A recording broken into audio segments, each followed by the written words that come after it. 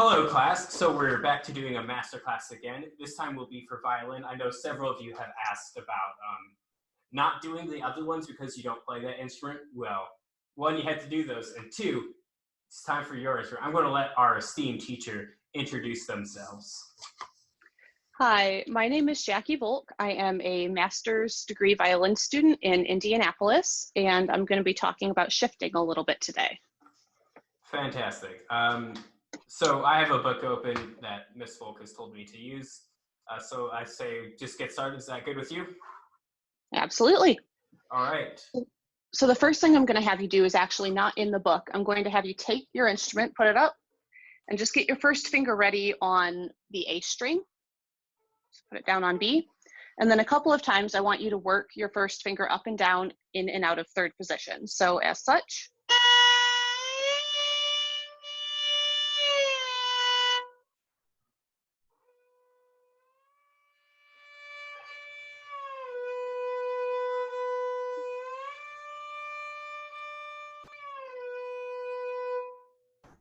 Fairly good. I'm going to remind you to make sure that your other fingers are hovering over the strings as you're playing and don't let them come off to the side.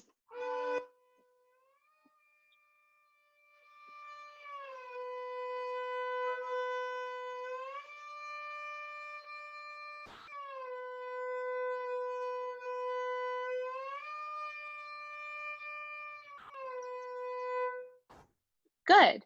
And then the other thing I do want to point out, because this does happen to be a common mistake with violinists, is that you are, and this is good, you're taking your thumb with you when you shift. Make sure that when you are shifting, and this is to your students, not necessarily to you, because you're doing great, but make sure to the students that you are moving your whole hand and not doing this, not taking your finger and leaving your thumb behind, because you will not be in tune, and you can't play on your fingertips that way. So as Mr. Hayden's doing, make sure that you're taking your whole hand. Good. And then if you look at the first page of that book that I sent you, there is a D major scale, I believe. There sure is. Perfect. So we're going to go to that D major scale, and it has you shifting on the E string. So can you play all of the notes up until the shift and stop on the G? Absolutely.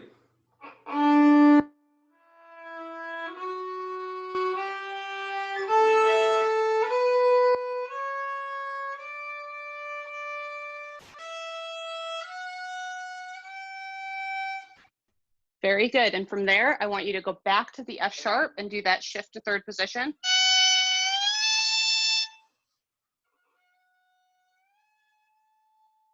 Good, and complete the top of the scale.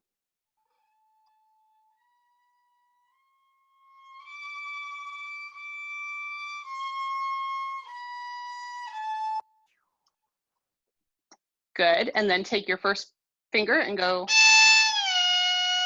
back into first position with it. My headphones are in the way.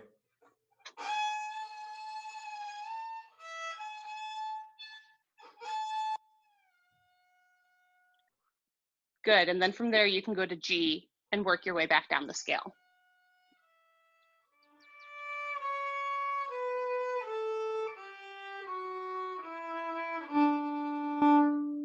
Very good. And the reason I have you do that is you want to remember, especially with violins, that when you're shifting, your first finger is the one leading the shift. So when we were shifting down from third position, going down to the G, it's really easy to just pick everything up, forget about your first finger, and just aim for the second finger. And the problem with that is that your first finger is where first position is. That's how you're going to know if you're in tune. So make sure that when you're practicing your shifts, you're always aiming with your first finger. Okay. Do you want me to start at the beginning and do the whole thing? Absolutely.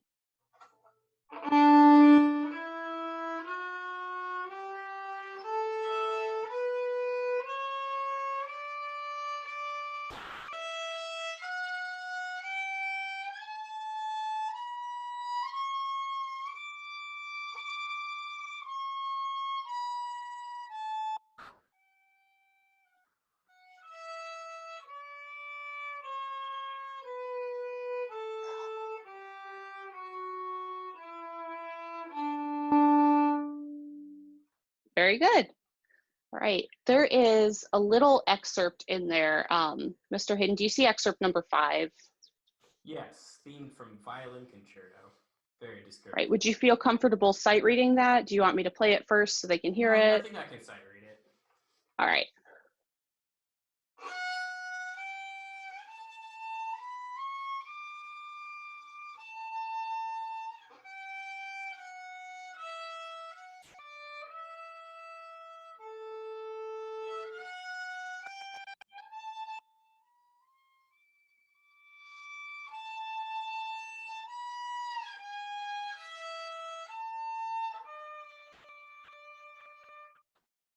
Pretty good. Your second shift down was a lot better than your first. Yay.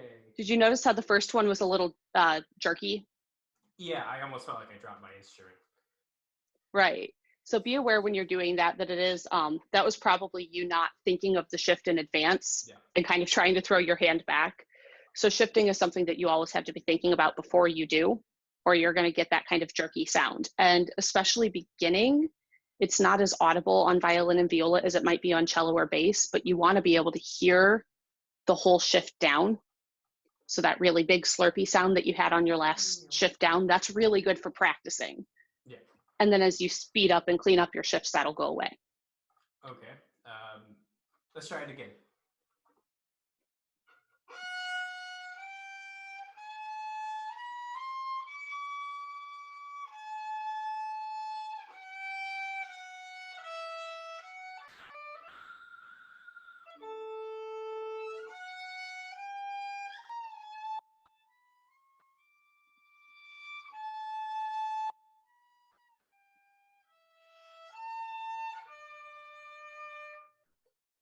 I had that same. Pretty good.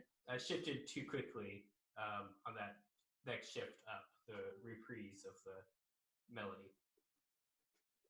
Just a little bit, yeah. Yeah. One thing I do want to point out that might benefit you as well as your students is remembering that your finger pattern in third position is a little different than your finger pattern in first position. Okay. So in this case, we have F sharps, G naturals. So in first position, first and second finger touch, right? And then when you go into third position, first and second finger have space, second and third finger have space, and fourth finger touches. So remembering to move between the two finger patterns. Okay. One more time through it. Yes. We're keeping all that in mind.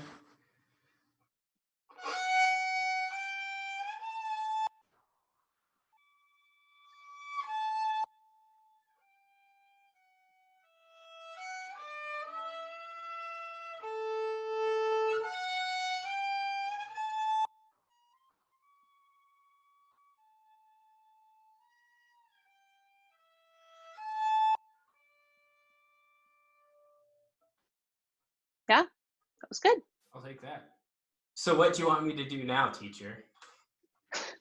We're going to go ahead and look at Brandenburg Concerto number 3, and I think I'm just going to have you sight read a little bit. Okay. We'll see how this goes.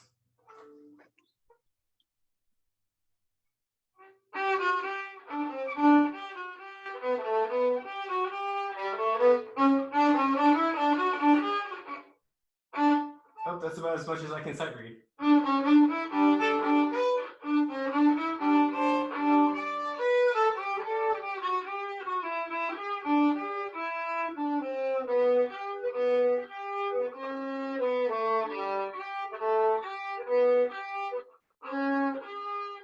Oh, look for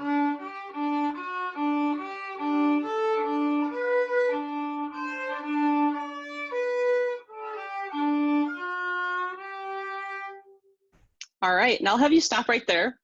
This actually brings up a really good point about sight reading, is that when you are sight reading a new piece, especially a solo piece that you're learning, maybe don't take it at the fastest tempo possible. Yeah. Or at the tempo it's supposed to be playing at. When you're sight reading a piece, you want to get as many aspects of it into your first read as possible. So you want to take it at a tempo where you can get the notes and the rhythms and the bowings as accurate as possible, including fingerings that are specifically written in the book. So there are some fourth finger things in there. I noticed specifically that you chose not to do, maybe out of panic because you were at such a fast tempo. But let me just give you an example of how quickly I would play this if I were sight reading it. So.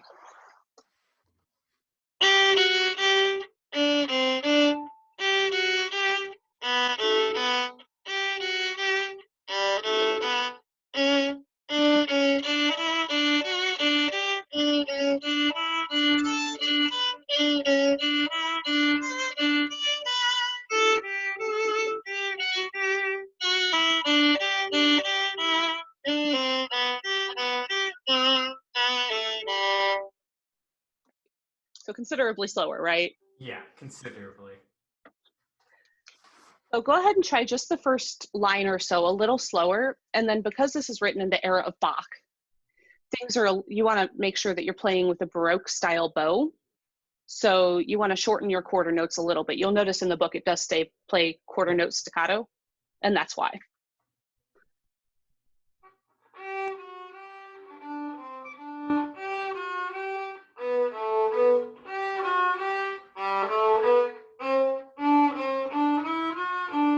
No, let's try that measure.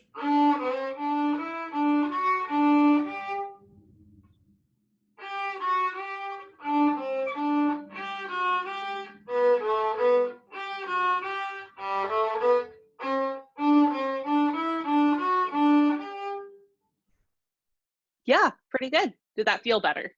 Yes, that felt significantly better. Yeah, and it'll feel under control. Yes. Yeah. Should I do the next line? Absolutely.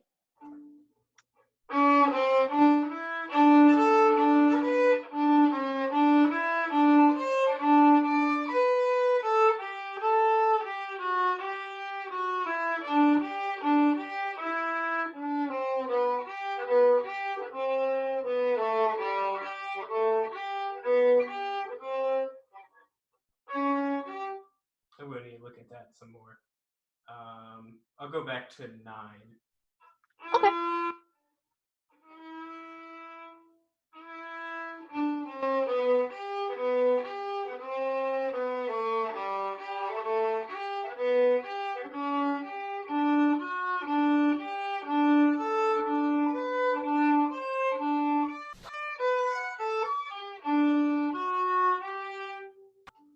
Really good. And I want to point out something to your students that you're actually exhibiting really well.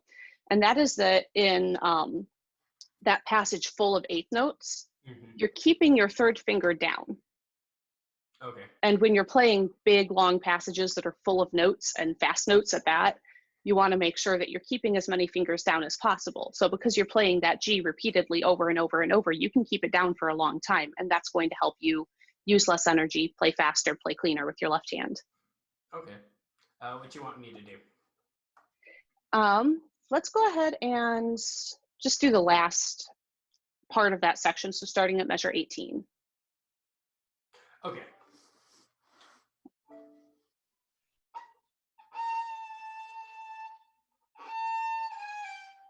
Nope, let's play in the right key.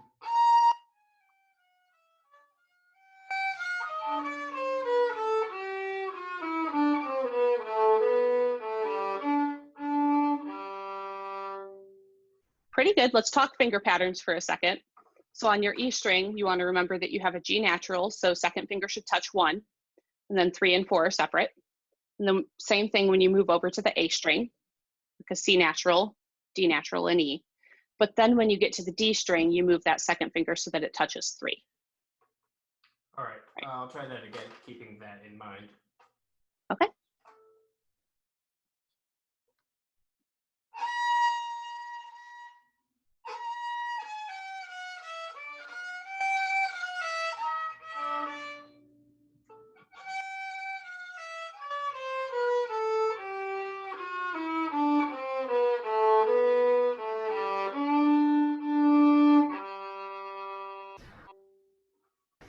Pretty good. Your C natural could have been a little lower on the A string.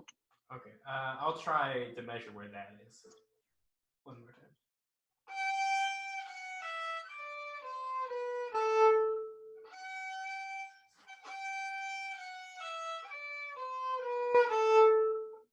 Yeah, that was much better. Should I go back to 18, do that all together again? Sounds good.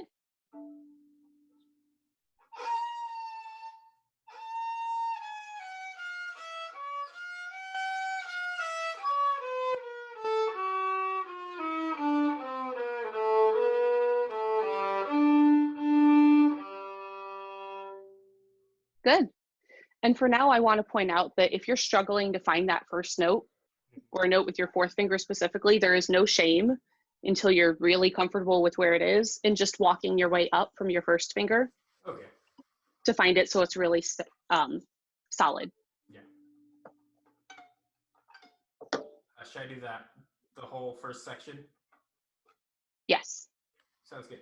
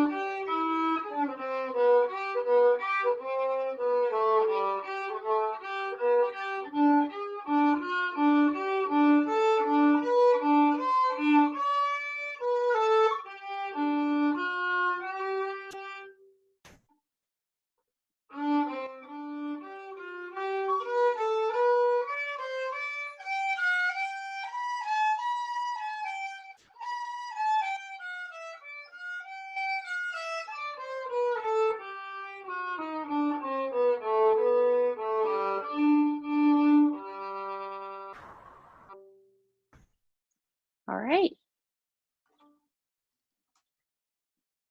Any Did you have comments? any questions? Well, my only comment is that you did a really good thing and something that I'm glad you're exhibiting to your students of not stopping every time you make a mistake.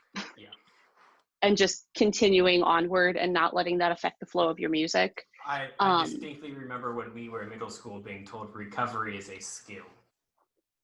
And it really is. And yep, she was very correct about that. We had the same middle school teacher. For those of you who don't know, which is all of you.